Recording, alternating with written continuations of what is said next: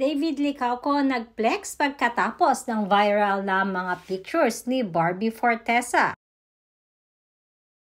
Viral usap-usapan pa din ang mga pictures na kumakalat kahapon sa isang mall kung saan ay magkasama di umano sina Barbie Fortesa at Jameson Blake.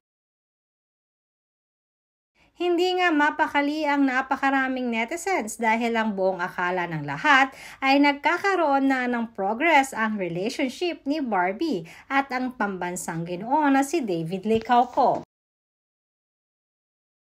Ayon kasi sa isang source ay sinasabing nanligaw daw talaga si David Licauco kay Barbie, subalit ayaw lamang talaga itong ipalabas sa ngayon. Ito ay dahil na rin sa mga projects na mga palabas pa lamang or ipapalabas pa lamang ni Barbie na may kasamang ibang collab team.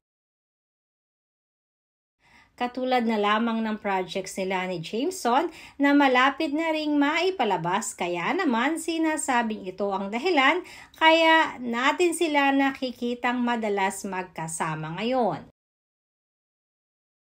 Ayon pa sa isang insider source, ito daw di umano muna ang option na project ng network dahil ito ang naka-line up ngayon na projects ni Barbie Fortesa.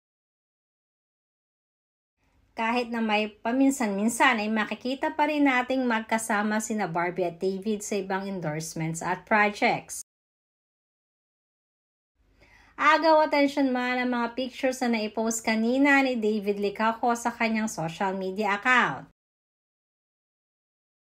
Kapansin-pansin kasi ang pag-reflex ito ng kanyang fit na pangangatawan.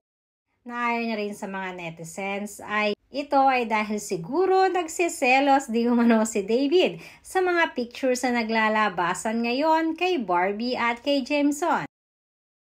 At alam naman natin na pagdating din kay David ay hindi naman magpapatalo ang mga kabarda fanatics.